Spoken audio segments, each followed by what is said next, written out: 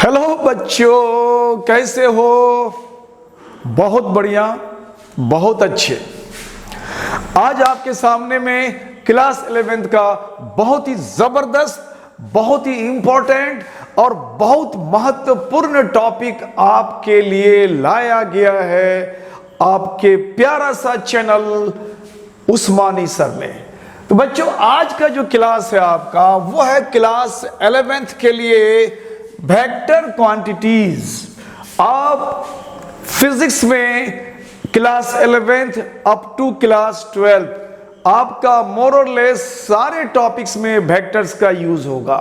तो बच्चों, वेक्टर के बारे में आपको आज के क्लास में बहुत सारी बेसिक्स, बहुत सारे जो छोटे छोटे चीज है जिसको हम लोग जनरली इग्नोर करते हैं, ध्यान नहीं देते हैं, बड़े बड़े टॉपिक्स में आ जाते हैं। तो आज छोटी छोटी बातों पर आज जो है हम लोग डिस्कस करेंगे। बिल्कुल फंडामेंटल चीज जो वेक्टर से जुड़ी हुई है उन सब पर बात करेंगे। उसके बाद फिर सीक्वेंस में फिर हमारा जो इस तरह से अगला जो वीडियोस वगैरह, क्लासेस, लेक्चर्स वगैरह आएगा तो सब सीक्वेंट में धीरे धीरे फिर आपको ऊपर की तरफ ले जाएंगे और वेक्टर्स पे बहुत मजेदार क्वेश्चंस भी इस पे बनने वाला है। और स्पेशली वेक्टर जो है वो फिजिक्स के लिए बैकबोन है। बहुत सारे टॉपिक्स, बहुत सारे न्यूमेरिकल्स यूज करके वेक्टर का बहुत शॉर्टकट में हम लोग उसको बना सकते हैं, बनाते भी हैं। तो let us start the today's topic class 11th vector quantities. तो बच्चों, आज हम लोग किन किन चीजों पे बात करेंगे? तो बेसिकली आज हम लोग बात करेंगे need of vectors, difference between vector and scalar and representation of vectors, and last में देखेंगे हम लोग एंगल बिटवीन वेक्टर्स। आज बेसिकली इतने छोटे छोटे बातों पर हम लोग आज डिस्कस करेंगे जो आपको जानना है। बिल्कुल बेसिक्स है, बिल्कुल बुनियादी तौर पे ये सारा चीज है, लेकिन बहुत सारे बच्चे इसको नहीं जानते हैं। तो आपको इसके बारे में थोड़ी सी जानकारी हो जानी चाहिए। तो लेट्स स्टार्ट। पहला हमारा जो आज का टॉपिक में पहली बात जो करेंगे हम वेक्टर क्वांटिटीज के अंतर्गत नीड ऑफ वेक्टर। वेक्टर की नीड क्यों पड़ी, उसकी आवश्यकता क्यों हुई? तो बच्चों, थोड़ा सा मैं आपको पीछे की तरफ लेके चलता हूं। जब हमारे साइंस में, फिजिक्स में, केमिस्ट्री में, बायोलॉजी में और डिफरेंट जो बहुत सारे हमारे डिसिप्लिन्स है, साइंस के फैकल्टीज हैं, ब्रांचेस हैं, उसमें जब नई नई चीज का खोज होने लगा, नए नए चीज को लोग जानने लगे, तो सबसे पहले साइंटिस्ट के दिमाग में आ गया कि इन चीजों का एक मेजरमेंट का कुछ, उसके नापने का, उसको इंडिकेट करने का कुछ यूनिट होना चाहिए।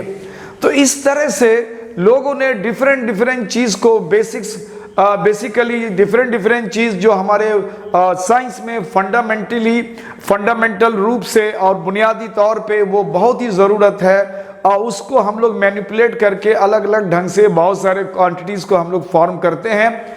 तो जो हमारा बेसिक क्वांटिटीज़ है, फंडामेंटल क्वांटिटीज़ है, जब उन सब पर लोग काम करने लगे तो फिर उसके एक यूनिट्स की तलाश हुई। तो कहा जाता है कि हमारे फिजिक्स में, या फिर यूं कहो कि केमिस्ट्री में भी हम लोग इसको यूज करते हैं, तो हमारे पास 7 फंडामेंटल जो क्वांटिटीज है, जिसको हम लोग साइंस का बिल्कुल आधारभूत राशि या क्वांटिटी कहते हैं। जितनी सारी चीजें हम लोग फिजिक्स में पढ़ेंगे तो वो सारे हमारे 7 फंडामेंटल से ही बनेगा। तो सबसे पहली बात यह है कि मान लो कि कोई साइंटिस्ट ने कुछ चीज का, किसी के मास को वजन करना था, किसी के भार को जानना था कि इसका वजन क्या है। वजन एक अलग अलग साइज का था, कौन किससे बड़ा, कौन किससे छोटा। तो इसके कंपैरिजन के लिए, कंपैरेटिवली स्टडी के लिए हम लोग यूनिट की तलाश हुआ। तो चलो मास का यूनिट आ गया। तो मास का यूनिट जैसे एसआई में हम लोग लेते हैं, किलोग्राम लेते हैं। इसी तरह से लेंथ का यूनिट आ गया, टाइम का आ गया, टेम्परेचर का आ गया। इस तरह से हमारे पास जो 7 फंडामेंटल क्वांटिटीज है उनको मेजर करने का हमारे पास यूनिट आ गया। इसीलिए हम लोग पूरे यूनिवर्स में हम लोग इन सेवन फंडामेंटल जो हमारा क्वांटिटीज है पूरे यूनिवर्स में, इन 7 फंडामेंटल क्वांटिटीज को हम लोग 7 यूनिवर्सल क्वांटिटीज या 7 यूनिवर्सल डायमेंशनल क्वांटिटीज कहते हैं। तो उसमें हम लोग बेसिकली जैसे हमने कहा कि अगर हम मास की बात करें बच्चों किसी का, तो हम लोग उसको एसआई में किलो में या केजी में नापने की बात कर रहे हैं। उसी तरह से अगर हम किसी की लेंथ की बात करते हैं, लंबाई, तो हम लोग इसको एसआई में मीटर में नापते हैं। फिर आता है हमारा टाइम, तो अगर हम टाइम की बात करते हैं बच्चों, तो टाइम हमारा सेकंड में मेजरमेंट करते हैं। उसके बाद आता है हमारा टेम्परेचर, तो टेम्परेचर को हम लोग केल्विन में मेजर करते हैं। आता है इलेक्ट्रिक करंट, इसको हम लोग एम्पियर में मेजर करते हैं। फिर आता है हमारा ल्यूमिनस इंटेंसिटी,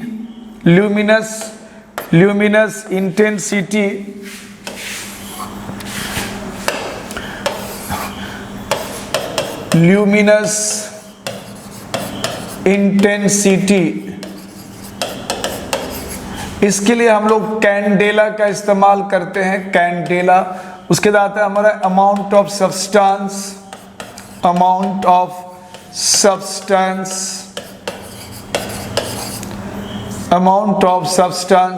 इसके लिए हम लोग मोल का इस्तेमाल करते हैं।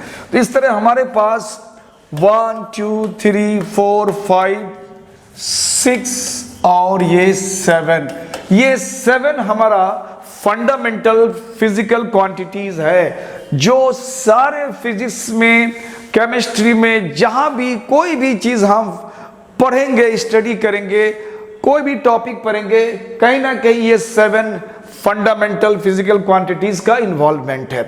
तो इनमें जो हमने जो यहाँ यूनिट को दर्शाया बच्चों, इन यूनिट को अगर देखा जाए तो बेसिकली इन यूनिट में एक चीज है जो बताता है हाउ मच, कितना। यहां पे जितना यूनिट्स हमने दर्शाया है, ये हमारा कितना का जवाब होता है। किसी का मास केजी, कितना, यानी मैग्नीट्यूड बताने की बात करते हैं, परिमाण। ये सारे में लेंथ कितना मीटर, टाइम कितना सेकंड, कितना आवर, जो भी है, टेम्परेचर कितना। तो यहां पे ये सारा चीज हम लोग मैग्नीट्यूड की बात करते हैं। तो इसका मतलब ये है कि हमारे पास जो फिजिकल क्वांटिटीज है,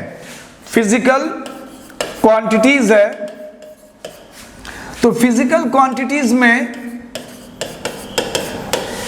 जब बात करते हैं यूनिट का, किसी को मेजर करने का, तो उसको हम लोग जनरली नंबर ऑफ यूनिट यानी n, उस वैल्यू का न्यूमेरिकल वैल्यू कितना है, और उसके बाद यहाँ पे हम यूनिट लगा देते हैं।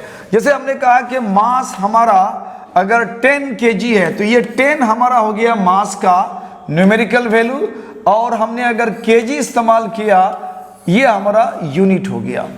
तो इससे हमको ये 7 फंडामेंटल से हमें जो भी उनका यूनिट हम तय करते हैं, तो ये सिर्फ मैग्नीट्यूड बताता है, जिसका जवाब होता है कितना, यानी कितने का जवाब वो दे पाता है कि कितना है ये 10 kg, कितना है 5 kg, कितना है 20 kg है, उसका वो जवाब देता है। तो यहाँ पे हमें इतना ही जानना है कि वो कितना है, कितने का जवाब हमें यहाँ से मिल जाता है। लेकिन कुछ ऐसा फिजिकल क्वांटिटी है कि उनके सिर्फ मैग्नीट्यूड बताने से काम नहीं चलेगा। सपोज दैट हमारे पास कोई एक ब्लॉक है, मान लो ये वुडन ब्लॉक है या कोई पत्थर है, कुछ भी है हेवी, और हमने कहा कि किसी को कहा कि इस पर फोर्स लगाओ, इसको डिस्प्लेस कर दो। तो अब फोर्स लगाना है और इसको डिस्प्लेस करना है। तो दो बात है, एक तो यह है कि हमें इस पर फोर्स लगाना है। तो अब क्वेश्चन होगा कि हमें कितना फोर्स लगाना है। चलो मैंने कहा कि 10 न्यूटन फोर्स लगाओ। और फिर दूसरी बात आता है कि जब फोर्स लगाएंगे तो अब डिस्प्लेसमेंट होगा। अब ये डिस्प्लेसमेंट किधर होगा? In which direction, in which direction. Just जब उसमें हम बोलेंगे कि इस पे फोर्स लगाओ, तो फोर्स हमने कह दिया कि 10 न्यूटन फोर्स लगाओ इसमें, तो दूसरा क्वेश्चन राइज हो जाएगा कि सर इसमें फोर्स अगर लगाएंगे तो किधर लगाएंगे, किधर से फोर्स लगाएंगे। यानी यहाँ डायरेक्शन तलाश करने की बात होती है कि फोर्स लगा के अगर इसको हमने डिस्प्लेस करना है तो किस डायरेक्शन में डिस्प्लेस करना है, यानी किस डायरेक्शन में हमें फोर्स लगाना है। क्या इधर इसको फोर्स लगा के इधर की तरफ इसको डिस्प्लेस करना है, या इस डायरेक्शन में फोर्स लगा के इधर करना है। तो इसका मतलब है कि जब हम बोलेंगे कि इस बॉडी पे फोर्स लगाया जाए तो ऑटोमेटिकली हमें ये आ जाता है दिमाग में कि फोर्स हमें कितना लगाना है, और दूसरी बात अपने समझ लेना है कि ये फोर्स किधर लगना है। इसका मतलब है कि इस फोर्स के साथ सिर्फ मैग्नीट्यूड बोलने से काम नहीं चलेगा, इसमें डायरेक्शन भी बोलना पड़ेगा। तो इसका मतलब है कि कुछ फिजिकल क्वांटिटी ऐसा है कि जिसका सिर्फ मैग्नीट्यूड बोलने से काम नहीं चलेगा, उसके लिए डायरेक्शन को भी मेंशन करना पड़ेगा। एक और एग्जांपल ले लेते हैं। मान लो कि हमारे पास एक फोन आया और किसी बच्चे ने फोन किया, बोला सर आपका घर किधर है, आपका घर किधर है। तो मैंने पूछा कि तुम कहाँ हो, उन्होंने कहा कि मैं मारवाड़ी कॉलेज में हूँ, मारवाड़ी कॉलेज के पास। तो मैंने कहा कि मारवाड़ी कॉलेज से जस्ट 100 मीटर की दूरी पे मेरा घर पड़ता है। और उसके बाद उन्होंने स्विच ऑफ कर दिया, यानी कि मोबाइल को कट कर दिया, कॉल को। और उसके बाद वो, अब ये मैंने बताना ही वाला था कि मारवाड़ी कॉलेज से मेरा घर अगर 100 मीटर की दूरी पे है तो हमें ये उनको बताना था कि हमारा 100 मीटर की दूरी मारवाड़ी कॉलेज से किधर है। तो ये किधर बताने से पहले उन्होंने जो है मोबाइल को कॉल को कट कर दिया। अब मान लो ये मारवाड़ी कॉलेज में है, यहाँ पे मारवाड़ी कॉलेज में है, और यहाँ से वो 100 मीटर की दूरी पर वो जाना चाहेगा, यानी मारवाड़ी कॉलेज से 100 मीटर की दूरी पे। तो अब 100 मीटर की दूरी इधर भी हो सकता है, इधर भी हो सकता है, इधर भी क्योंकि कॉर्नर में भी हो सकता है, किसी भी डायरेक्शन में वो 100 मीटर की दूरी वो तय कर सकता है। तो जब तक उन्होंने डायरेक्शन नहीं सुना, मारवाड़ी कॉलेज से 100 मीटर की दूरी पे खाली इतना ही सुना कि मेरा घर है, तो अब वो मारवाड़ी कॉलेज से वो किस डायरेक्शन में 100 मीटर जाएगा। इसका मतलब है कि हमें यहाँ पे इसको 100 मीटर के साथ साथ डायरेक्शन बोल देना था कि मारवाड़ी कॉलेज से वेस्ट डायरेक्शन में चलना है 100 मीटर की दूरी पर, तो डायरेक्ट हमारा घर वो पहुंच जाता। इसका मतलब बहुत सारे ऐसे फिजिकल क्वांटिटीज है जिनका मैग्नीट्यूड यानी वैल्यू खाली बता दिया जाए तो उससे वो क्लियर नहीं होगा जब तक कि हम डायरेक्शन की बात नहीं करेंगे। इसलिए हमें ऐसे क्वांटिटीज की जरूरत पड़ गई जिसमें मैग्नीट्यूड तो हो, मैग्नीट्यूड हो और उसके साथ साथ इसमें डायरेक्शन भी होना चाहिए। और इस तरह के क्वांटिटी जिसमें डायरेक्शन भी हो उसको हम लोग वेक्टर क्वांटिटी कहते हैं। यही वजह है हमें फिजिक्स में वेक्टर क्वांटिटी की जरूरत पड़ी, यानी वेक्टर क्वांटिटी की जरूरत हमें इस तरह के क्वांटिटीज को दर्शाने के लिए उसकी जरूरत पड़ गई। अब हमें यह देखना है कि जिसको हम वेक्टर क्वांटिटी कहा वो वेक्टर क्वांटिटी जिसमें डायरेक्शन की जरूरत है वो, और कुछ क्वांटिटी जिसमें डायरेक्शन की जरूरत नहीं है वो, उन दोनों में डिफरेंस कितना है। जिसमें डायरेक्शन की जरूरत नहीं है उसको हम स्केलर कहते हैं और जिसमें डायरेक्शन मेंशन करना पड़े उसको हम वेक्टर कहते हैं। बेसिकली इन दोनों में डिफरेंस क्या है, तो सबसे पहले मैं बता दूं जो स्केलर क्वांटिटी है बच्चों, स्केलर क्वांटिटी जो है, स्केलर क्वांटिटी, ये जो स्केलर क्वांटिटी है, क्वांटिटीज, ये स्केलर क्वांटिटीज में केवल मैग्नीट्यूड होता है, इसमें ओनली मैग्नीट्यूड होता है, मैग्नीट्यूड। इसमें डायरेक्शन का कोई मतलब ही नहीं होता है। जैसे हमने कहा कि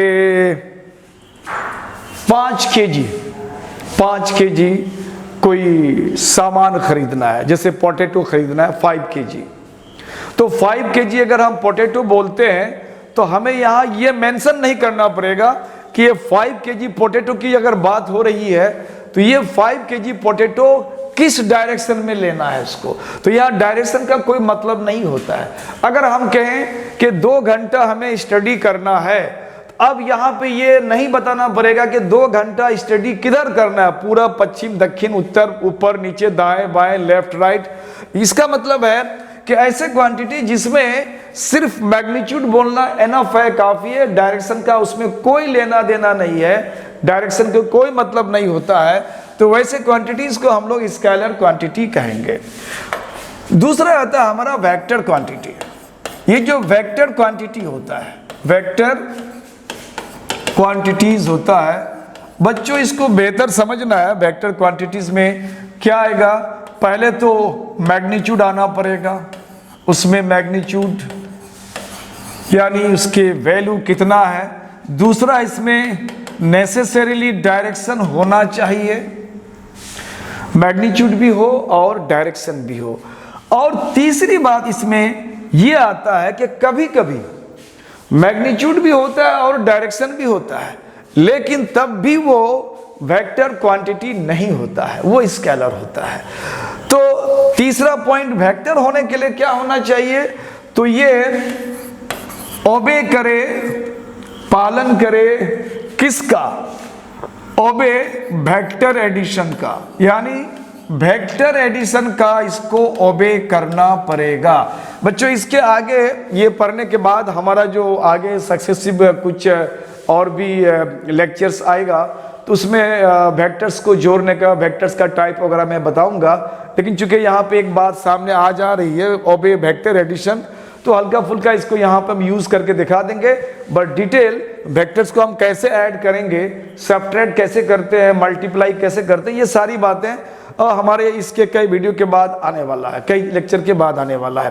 तो अभी हमें यह समझना है कि वेक्टर क्वांटिटी में 3 बातें डेफिनेटली होना चाहिए। मैग्नीट्यूड तो होना ही होना है और डायरेक्शन भी होना है, लेकिन कुछ ऐसे क्वांटिटी है कि मैग्नीट्यूड है, डायरेक्शन है, लेकिन फिर भी वो वेक्टर नहीं है। तो इसका मतलब है कि ये 2 होने से एनफ नहीं है। तीसरी बात यहाँ ओबे वेक्टर एडिशन, वेक्टर एडिशन का पालन भी करना चाहिए। अगर ऐसा है तो उसको हम लोग वेक्टर क्वांटिटी कहेंगे। तो स्केलर क्वांटिटी तो समझ में आ गया, जिसमें सिर्फ मैग्नीट्यूड की बात करेंगे, और वेक्टर क्वांटिटी की बात आ गई।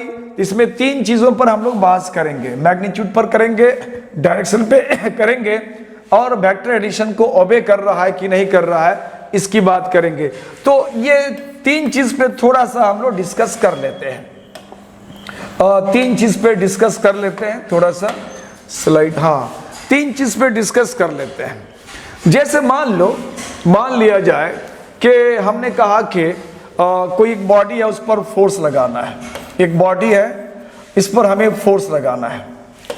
अब है सवाल है कि कितना फोर्स लगाना है, तो हमने कहा कि इस पर मान लो 5 न्यूटन फोर्स की बात हो रही है। अब इसमें हमने 5 न्यूटन फोर्स लगाने की बात करा। अब सवाल है कि ये फोर्स किधर लगाना है। अगर हमने डायरेक्शन मेंशन कर दिया कि इस बॉडी पे फोर्स ऐसे लगाओ कि ये वेस्ट की तरफ डिस्प्लेस हो जाए, तो ये फोर्स लगने के बाद यहाँ बता देना पड़ेगा कि किधर की तरफ लगाना पड़ेगा। तो बोलना टुवर्ड्स वेस्ट, या जो भी डायरेक्शन है उस डायरेक्शन की तरफ हमें इस पर फोर्स लगाना पड़ेगा, तभी जाकर के इस पर हम फोर्स अप्लाई कर सकते हैं। डायरेक्शन नहीं बताएगा, आप किधर लगाएंगे ये हम समझ में नहीं आएगा, तो डायरेक्शन नेसेसरीली आपको देना पड़ेगा, तभी जाकर के फोर्स अप्लाई होगा। इसका मतलब है कि हमें उसका मैग्नीट्यूड कितना और उसका डायरेक्शन किधर, ये दोनों यहां मेंशन करना पड़ा। इसका मतलब है फोर्स हमारा वेक्टर क्वांटिटी है। और आगे चल के देखेंगे कि ये जो हमारा फोर्स है ये वेक्टर एडिशन को ओबे करता है। कुछ ऐसे क्वांटिटी है जिसमें मैग्नीट्यूड भी है और उसका डायरेक्शन भी है, but still it is not vector quantity, फिर भी ये वेक्टर क्वांटिटी नहीं है। तो उसके लिए तीसरी बात क्या होना चाहिए, ओबे वेक्टर एडिशन, वेक्टर एडिशन। अभी मैंने बताया, तो एग्जाम्पल में एक छोटा सा ले लेते हैं, उसके लिए बेहतर एग्जाम्पल अक्सर लोग बताते हैं, वो है इलेक्ट्रिक करंट। इलेक्ट्रिक करंट, ये जो इलेक्ट्रिक करंट है बच्चों, इसमें दोनों चीज है, मैग्नीट्यूड है, कितना करंट है, दूसरा किधर की तरफ करंट जा रहा है उसका डायरेक्शन भी है, दोनों है। लेकिन ये वेक्टर एडिशन को ओबे नहीं करता है, इसलिए इलेक्ट्रिक करंट हमारा वेक्टर क्वांटिटी नहीं है। लेकिन हम लोग इसको बोलने के लिए स्केलर क्वांटिटी बोलते हैं, लेकिन ऐसे कुछ क्वांटिटी है जो हम लोग दूसरे कैटेगरी में रखते हैं, उसको हम लोग टेंसर कहते हैं। लेकिन यहाँ आपके सब्जेक्ट्स का जो सिलेबस का जो स्कोप है उससे बाहर है, उस पर हम लोग डिस्कस नहीं करने जा रहे हैं। हमारा स्कोप बेसिकली दो ही चीज पर है, वेक्टर पे है और उसके बाद जो है हमारा कुछ स्केलर पे है। तो हम लोग इसी पर डिस्कस करेंगे, तो हमारा डिस्कशन यहाँ पे इसी पर टिका होगा। तो हम लोग सबसे पहले ये देखना चाहते हैं कि दो होने के बाद तीसरा को ये ओबे नहीं करता है, और एग्जाम्पल हमने लिया उसका इलेक्ट्रिक करंट। थोड़ा सा देख लेते हैं बच्चों कि ये कैसा होता है, तो इसको थोड़ा देख लेते हैं।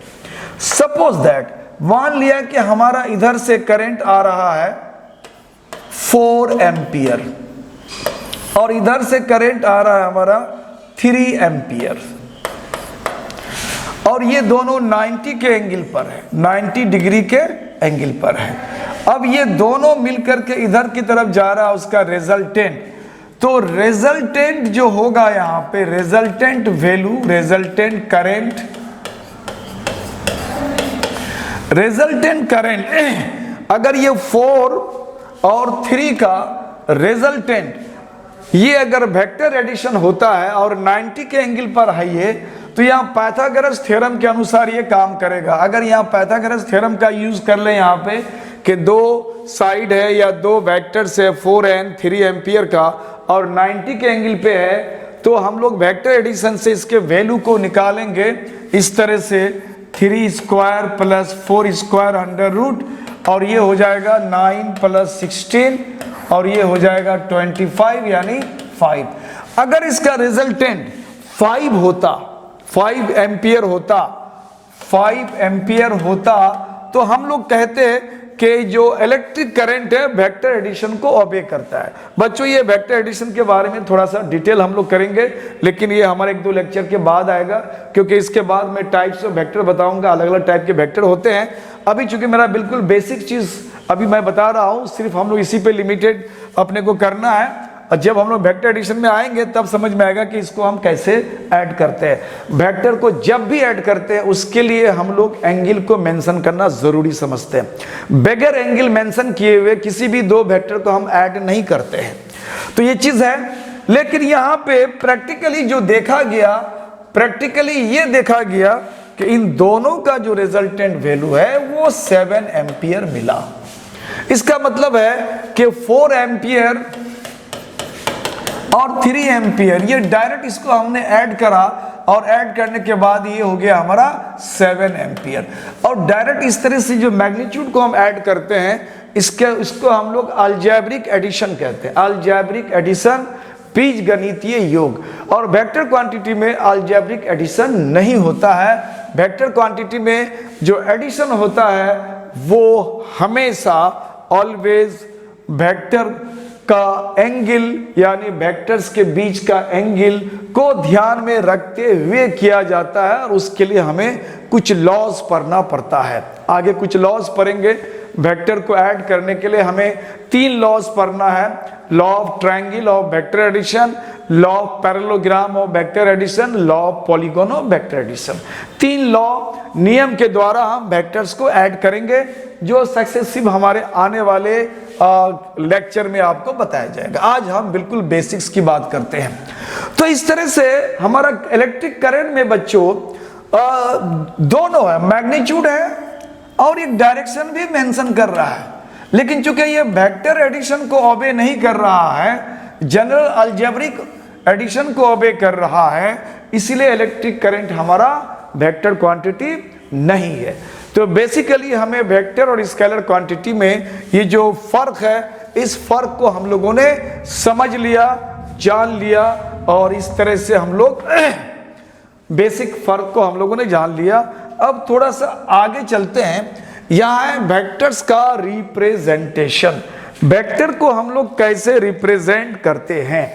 तो बच्चों, वेक्टर को बेसिकली एरो हेड से या एरोज से हम लोग इसको रिप्रेजेंट करते हैं। मान लो एक एरो हमने ऐसे ड्रॉ करा और यहाँ हमने पॉइंट ए लिखा और ये पॉइंट बी लिखा, तो ये एरो बता रहा है कि वो ए से चलना शुरू किया और ये बी तक चला। जहाँ से चलता है हम लोग जनरली उसको इनिशियल पॉइंट कहते हैं, इनिशियल पॉइंट कहते हैं। तो ये हमारा इनिशियल पॉइंट हो गया, और जहाँ तक चलता है उसको टर्मिनल पॉइंट या फाइनल पॉइंट कहते हैं। तो ये हमारा वेक्टर का टर्मिनल पॉइंट हो गया। लेकिन वेक्टर के लैंग्वेज में हम लोग इसको टेल कहेंगे। जहां से वेक्टर स्टार्ट होता है उसको टेल कहेंगे, और जहां पे वो एंड करता है उसको हम लोग हेड कहेंगे। तो ये वेक्टर हमारा हेड और टेल से दर्शाया जाता है एरो में। एरो जहां से शुरू हुआ हमारा टेल, जहां एंड वहां हेड।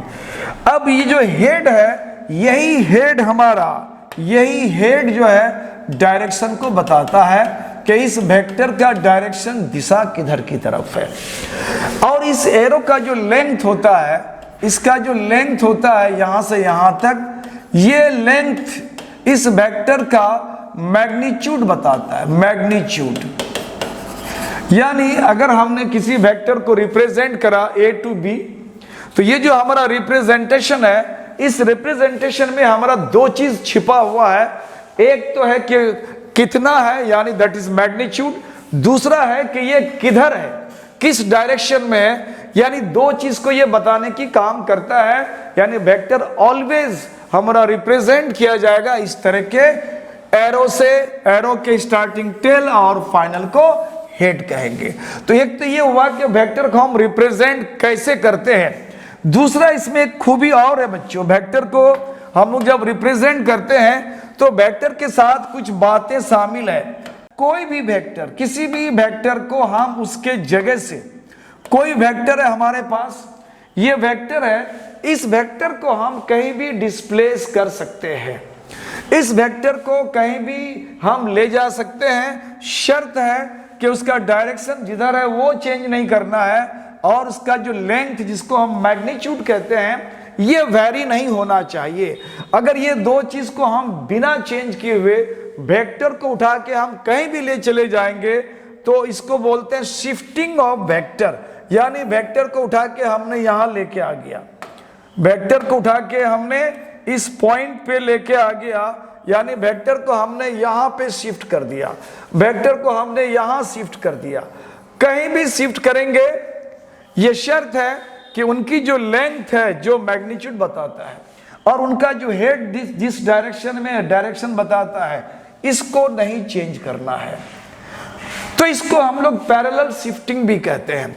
यानी वेक्टर को इस तरह से शिफ्ट करना, उसको पैरेलल शिफ्टिंग कहते हैं। यानी वेक्टर्स को हम पैरेलल शिफ्ट किया करते हैं जरूरत के हिसाब से। वेक्टर्स आर शिफ्टेड, वेक्टर को शिफ्ट किया जाता है इन पैरेलल पोजीशन। यानी वेक्टर हम कभी भी कहीं से भी उसको हटा सकते हैं, शिफ्ट कर सकते हैं, डिस्प्लेस कर सकते हैं, लेकिन वो पैरेलल पोजीशन में डिस्प्लेस होगा, सो दैट कि उसकी लेंथ में चेंज नहीं हो और उनके जो डायरेक्शन है, डायरेक्शन में कोई बदलाव नहीं हो। तो हम वेक्टर को कहीं से भी उसको ले जा सकते हैं, ये बात भी ध्यान देना है। तो वेक्टर को हम लोग कैसे रिप्रेजेंट करते हैं, ये बात सामने आ गई। अब आता है बहुत ही इंपॉर्टेंट चीज वेक्टर का, यानी एंगल बिटवीन वेक्टर्स। ये बहुत ही इंपॉर्टेंट है। ये इंपॉर्टेंट इसलिए है बच्चों कि पूरा वेक्टर का जो खेल है, मैंने अभी कहा कि जब भी वेक्टर को हम ऐड करेंगे, जोड़ेंगे, सबट्रैक्ट करेंगे, मल्टीप्लाई, कुछ भी करेंगे, कोई भी ऑपरेशन करेंगे, उसके लिए फर्स्ट एंड फॉरमोस्ट शर्त है कि हमें वेक्टर्स जिनको ऐड करना उनके बीच का एंगल हमें पता होना चाहिए। एंगल बहुत बड़ा यहाँ पे रोल अदा करता है वेक्टर के लिए। जैसे अगर हम वेक्टर्स के बीच के एंगल की बात अगर हम करते हैं बच्चों, तो ये एंगल पहले हमें ये देखना है कि दो वेक्टर के बीच का एंगल कितना होना चाहिए। तो सबसे पहली बात हमें याद रखना है वेक्टर्स के बीच का एंगल का, कि वो एंगल हमेशा ऑलवेज 180 से छोटा हो सकता है या मैक्सिमम उसके बराबर हो सकता है। Theta will be always less than 180 degree और equal to 180 degree, not more than 180, 180 से बड़ा नहीं हो सकता है। दूसरा हम इसको ये कह सकते हैं कि ये वैल्यू जो है थीटा जो है 0 भी हो सकता है और 0 से बड़ा भी हो सकता है, यानी थीटा 0 से ग्रेटर या इक्वल भी हो सकता है और 180 से लेस या 180 के इक्वल हो सकता है। यानी वेक्टर्स के बीच जो हमारा एंगल होगा बच्चों, तो इस एंगल पर ध्यान देना है कि एंगल का वैल्यू कहां से कहां तक हो सकता है। तो दूसरी बात इसमें आता है बहुत ही इंपॉर्टेंट, जब भी दो वेक्टर्स के बीच का एंगल की बात करेंगे तो वो एंगल हमेशा वेक्टर के टेल के बीच होना चाहिए या हेड के बीच होना चाहिए। यानी टेल के बीच, जैसे दो वेक्टर हैं हमारे पास, दोनों वेक्टर का यहां पे टेल है, या दो वेक्टर इस तरह से मिल रहा है, दोनों वेक्टर का ये हेड मिल रहा है, तो कह रहा है कि दो वेक्टर्स के बीच का एंगल हम वो एंगल लेते हैं जहां पे दोनों का टेल मिलता हो या फिर दोनों का हेड मिलता हो। लेकिन ट्रेडिशनली हम लोग करते क्या है कि हेड को मिलाना थोड़ा सा एब्सर्ड लगता है, तो हम लोग क्या करते हैं कि टेल की बात करते हैं, टेल की बात करते हैं। तो जहां टेल मिलता है दो वेक्टर्स के बीच में, वहां जो कार्व्ड आउट फिगर होता है उसी को हम लोग एंगल बिटवीन वेक्टर्स कहते हैं। ये हमारा एंगल बिटवीन वेक्टर्स हो गया। अब कहीं अगर ऐसा हो जाए, कि हेड और टेल किसी जंक्शन में मिल रहा है, तब वहां पे एंगल का विचार हम कैसे करेंगे? तो बहुत सिंपल है, बहुत ज्यादा उसमें आपको ब्रेन पे जोर देने की जरूरत नहीं है। बेसिकली इतना ही याद रखना है कि आपको हेड और टेल मिलना चाहिए। तो वेक्टर के बीच जो एंगल होगा, angle will be between tails और हेड्स एट जंक्शन। जहां पे वेक्टर्स का जंक्शन होगा, तो जंक्शन में वो उनके टेल्स के बीच का एंगल होगा या जंक्शन में उसके हेड का बीच का एंगल होगा। तो ये दो बात बेसिकली इंपॉर्टेंट है, और इन दोनों बातों को अगर हम ध्यान में रखते हुए आगे चलेंगे तो हम लोग इसको इस तरह से देख सकते हैं बच्चों। जैसे मान लो हमने ले लिया कि एक वेक्टर हमारा इधर की तरफ है और दूसरा वेक्टर हमारा यहाँ पे है। अब इस तरह से अगर हम बोलेंगे इस जंक्शन पॉइंट में, तो इस जंक्शन पॉइंट में इसका टेल है और इसका हेड है, तो ये एंगल या ये एंगल तो होगा ही नहीं, क्योंकि वेक्टर के बीच का एंगल हमें ऑलवेज 80 डिग्री 180 डिग्री से कम होना चाहिए। तो जाहिर है कि ये एंगल तो हम बात ही नहीं करेंगे। क्या ये एंगल दोनों वेक्टर्स के बीच का माना जाएगा? तो डेफिनेटली नॉट, क्योंकि ये जंक्शन हमारा दोनों का टेल या दोनों का हेड नहीं मिलता है। तब हमें क्या करना है? तो हमें दो केसेस यहां अपना सकते हैं। एक केस तो ये है कि इस वेक्टर को, जैसे हमने एक वेक्टर को हमने ऐसे रख दिया, दूसरा ये जो वेक्टर है इस वेक्टर को हम पैरेलल शिफ्ट कर सकते हैं, यानी इसी डायरेक्शन में उठा करके इसको हम लोग इधर की तरफ शिफ्ट कर सकते हैं। तो इधर की तरफ हमने इसको ध्यान में रखते हुए पैरेलल शिफ्ट कर दिया। अब ये जो जंक्शन है हमारा, ये दोनों के टेल के बीच का जंक्शन है। तो एक तो हमारा ये हो सकता है कि दोनों के टेल को हमने मिला दिया, दूसरा ये है कि दोनों के हेड को भी हम मिला करके इसको एंगल निकाल सकते हैं। तो जैसे इस वेक्टर का हमने ले लिया, इस वेक्टर का यहाँ पे हेड आ रहा है, इस वेक्टर को हम पैरेलल बैक शिफ्ट कर देते हैं। तो अगर पैरेलल इसको बैक शिफ्ट कर देंगे तो ये जंक्शन हमारा दोनों का हेड हो जाएगा। उस समय ये एंगल को हम एंगल बिटवीन वेक्टर मानेंगे। ये हमारा एंगल बिटवीन वेक्टर होगा, ये हमारा एंगल बिटवीन वेक्टर नहीं होगा, क्योंकि ये हेड और टेल का जंक्शन है। जंक्शन हेड का होना चाहिए और जंक्शन टेल का होना चाहिए। तो ये बात हम लोग को ऐसे याद रखना है। दूसरा बच्चों, वेक्टर्स के बारे में और भी कुछ एंगल्स का डायरेक्शंस की बात हम लोग थोड़ा सा और कर लेते हैं। जनरली कभी कभी कुछ वेक्टर्स को रिप्रेजेंट करने के लिए दे देता है, बोल देगा कि 5 न्यूटन फोर्स जो है टुवर्ड्स नॉर्थ ईस्ट या टुवर्ड्स साउथ ईस्ट, इस तरह से कुछ लिख देगा। और ऐसे केस में हमें उन वेक्टर्स को बताने के लिए कुछ डायरेक्शंस हम लोग पहले चूज करते हैं। तो हमें एक आर्बिट्रेरी डायरेक्शन चूज कर लेना है, और वो आर्बिट्रेरी डायरेक्शन बच्चों ये होता है कि एक वर्टिकल लाइन लेते हैं हम लोग और एक हॉरिजॉन्टल लाइन लेते हैं। तो ऑलवेज आप जब भी वर्टिकल लाइन लो तो आपके हेड की तरफ का जो डायरेक्शन होगा वो हमेशा उसको नॉर्थ डायरेक्शन मानते हैं हम लोग, और डाउन की तरफ हमेशा हम लोग साउथ मानते हैं। ये डायरेक्शन हमारा फिक्स है। उसके बाद हमारा जो लेफ्ट हैंड होगा, लेफ्ट हैंड, ये अगर हमने इसको डायरेक्शन को फिक्स कर दिया तो अब हमारे पास दो हैंड हो गया, एक लेफ्ट हो गया और एक राइट हो गया। तो हमारा राइट हैंड हमेशा ईस्ट माना जाएगा। ये इसको हम लोग ईस्ट लेते हैं और लेफ्ट को हम लोग वेस्ट लेते हैं। तो जब भी आप डायरेक्शन बनाओगे तो ये फिक्स कर लेना है पेपर में कि वर्टिकल लाइन लेना है, और वर्टिकल का आपको हम लोग नॉर्थ पोल या नॉर्थ डायरेक्शन लेते हैं और डाउन को हम लोग साउथ लेते हैं। उसके बाद हमारा दो हैंड हो जाएगा। अब उसकी तरफ रुख करके चेहरा करके आपका राइट हैंड जिधर होगा उधर ईस्ट हो जाएगा और लेफ्ट जहां होगा हमारा वेस्ट होगा। तो इस तरह से हमने डायरेक्शन यहाँ पे मेंशन करा। अब अगर मान लो कोई वेक्टर इस तरह का है, कोई वेक्टर इस तरह का है कि बिल्कुल ये दोनों के बीच बोले तो ये 45 डिग्री के एंगल पर है। बिल्कुल ये जो हमारा 90 का एंगल है बच्चों, इसके बिल्कुल 20 से गया है ये। अगर ये 45 के एंगल पे है तो डेफिनेटली वो इक्वली इंक्लाइंड है, यानी ईस्ट और नॉर्थ दोनों से बराबर बराबर झुका हुआ है। तो इस डायरेक्शन को हम लोग नॉर्थ ईस्ट डायरेक्शन बोलते हैं। क्या बोलते हैं इसको बच्चों? North east direction.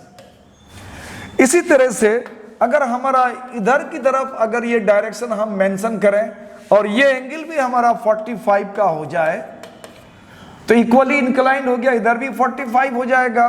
तो इस डायरेक्शन को हम लोग नॉर्थ वेस्ट कहते हैं, नॉर्थ वेस्ट डायरेक्शन। ये हो गया हमारा नॉर्थ वेस्ट डायरेक्शन। सिमिलरली इधर की तरफ हम चलते हैं और ये एंगल भी हमारा 45 के है, तो इस डायरेक्शन को हम लोग बोलते हैं south west direction, south west direction. Generally एक ट्रेडिशन है बच्चों नॉर्थ साउथ के लेटर्स को पहले मेंशन करने का, अदरवाइज हम साउथ वेस्ट की जगह पर वेस्ट साउथ भी लिख सकते हैं। तो थोड़ा सा एब्सर्ड लगता है, एक ट्रेडिशन चला हुआ है कि नॉर्थ या साउथ को हम लोग पहले नाम लेते हैं, अदरवाइज दोनों सही है। तो उसके बाद अगर हम यहाँ की बात करते हैं, ये भी अगर हमारा 45 के एंगल पे होगा बच्चों, तो ये डायरेक्शन भी हमारा हो जाएगा साउथ ईस्ट, ये हो जाएगा साउथ ईस्ट डायरेक्शन। तो ये इक्वली बिल्कुल बीचों बीच, यानी ये हमारा जो 90 का एंगल है बिल्कुल बीच से जा रहा है। इसी तरह से चारों क्वाड्रेंट में हमने अगर इस तरह से कर लिया तो ये डायरेक्शन हम लोग मेंशन करते हैं। लेकिन कभी कभी होता ये है, कभी कभी ये होता है कि कोई जरूरी नहीं है कि 45 के एंगल पे हो। मान लो कि ये हमारा अगर 30 के एंगल पे है, 30 डिग्री के एंगल पे है, तब इस डायरेक्शन को हम लोग कैसे दिखाएंगे? तो इस डायरेक्शन को दिखाने के लिए हमारे पास फिर यहाँ दो ऑप्शन है। एक ऑप्शन ये है कि ये जो 30 डिग्री है ये ईस्ट से नॉर्थ की तरफ, ईस्ट से नॉर्थ की तरफ, 30 डिग्री नॉर्थ किधर से? ईस्ट से। तो इसको हम लोग बोलेंगे 30 डिग्री नॉर्थ ऑफ ईस्ट। अब इसको ऐसे पढ़ेंगे 30 डिग्री नॉर्थ, किसके नॉर्थ? ईस्ट के नॉर्थ। या इसको आप ऐसे भी दिखा सकते हो, इसको हम लोग ऐसे भी दिखा सकते हैं। अगर यहां से ये एंगल मेजर करेंगे तो 90 में 30 माइनस कर दो बच्चों, तो ये कितना हो जाएगा हमारा 60 हो जाएगा। इसी डायरेक्शन को हम फिर बोल सकते हैं 60 डिग्री हो जाएगा।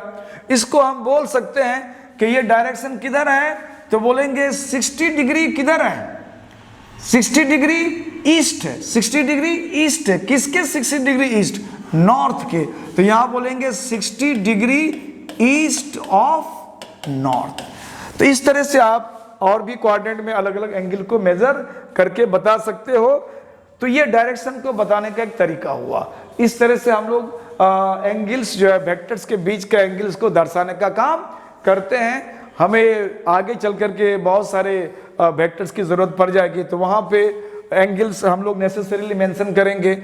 और जब हम लोग वेक्टर्स के साथ एंगल के मेजरमेंट की बात करते हैं तो वहाँ हम लोग कहीं ना कहीं मैग्नीट्यूड का भी हमें ख्याल रखना पड़ता है। जैसे मान लो अगर आपको एक कोई वेक्टर रिप्रेजेंटेशन की बात करने के लिए कहा, मान लो ये हमारे पास एक डायरेक्शन ले लिया और हमने कहा कि ये हमारा ईस्ट है, दिस इज वेस्ट है, नॉर्थ है और ये साउथ है, दिस इज ओरिजिन। अब अगर कहा गया कि 5 न्यूटन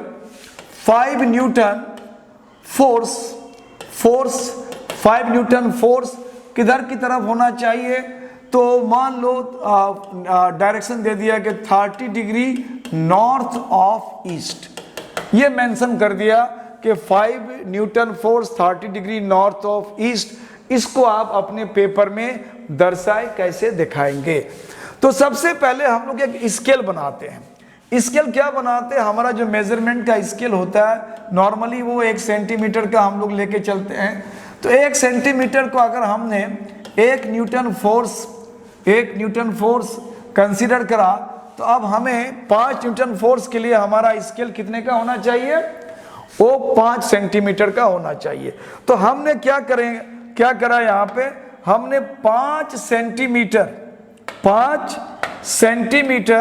का हमने एक स्केल ले लिया। मान लिया कि ये हमारा 5 सेंटीमीटर का ये स्केल है। इसका मतलब है कि ये हमारा फोर्स जो है 5 न्यूटन का हो गया। और ये एंगल को हमने क्या ले लिया, 30 डिग्री ले लिया। तो अब ये हमारे पास दोनों आ गया। ये जो हमारा एक स्केल आ गया 1 2 3 4 5, तो ये हमारा मान लिया कि ये 5 न्यूटन यानी 5 सेंटीमीटर लेंथ ले लिया। 1 सेंटीमीटर को हमने 1 न्यूटन कंसीडर करा है। और डायरेक्शन कितना है, 30 डिग्री है। किधर से, किसके 30 डिग्री, यानी ईस्ट के 30 डिग्री। किधर की तरफ, तो नॉर्थ की तरफ। तो ये हमारा इस फोर्स को हमने अपने डायग्राम में ग्राफिकली रिप्रेजेंटेशन मांगा, हमने इसको कर दिया। तो इस तरह से एक कुछ बेसिक्स चीज हमने आज के क्लास में बच्चों लिया। और इस तरह से वेक्टर से जुड़ी हुई कुछ और भी बातें हैं, वो मैं आपको अगले जो इसमें जो मेरा आने वाला वीडियो है उसको आप जरूर देखो। उसमें वो सारी बातें आपको फिर बताया जाएगा। और इसमें कुछ और भी बेसिक चीज़ मैं बताऊंगा जो आपके लिए बहुत काम का होगा। उसके बाद फिर हम लोग आएंगे कि वेक्टर का टाइप कितना है, कितने टाइप के वेक्टर होते हैं। फिर आता है कि वेक्टर में ऑपरेशंस कैसे यूज करते हैं, यानी उसका एडिशन, सब्ट्रैक्शन, मल्टीप्लिकेशन कैसे होता है, उन सारी बातों को करेंगे। और इन सारी बातों को करने के बाद फिर उसके प्रैक्टिकल अप्रोच की बात करेंगे। तो ये सारी बातें हमारा आगे सक्सेसिव चलता रहेगा। आज आपको वेक्टर्स के साथ थोड़ी सी जानकारी, बेसिक्स, फंडामेंटल जानकारी दिया। इसके बाद आप हमारा आने वाला जो लेक्चर्स है आप उसको ज़रूर देखो। बहुत बेहतरीन आपको इन्फॉर्मेशन मिलने जा रहा है और बहुत ज़्यादा आपको टाइम कंज्यूम नहीं करना है। बहुत शॉर्ट टाइम में, बहुत कम टाइम में आपको मैक्सिमम आपको कॉन्सेप्ट देने की मेरी कोशिश रहेगी। इस तरह से आप हमारे साथ बने रहें। Thank you for watching my channel.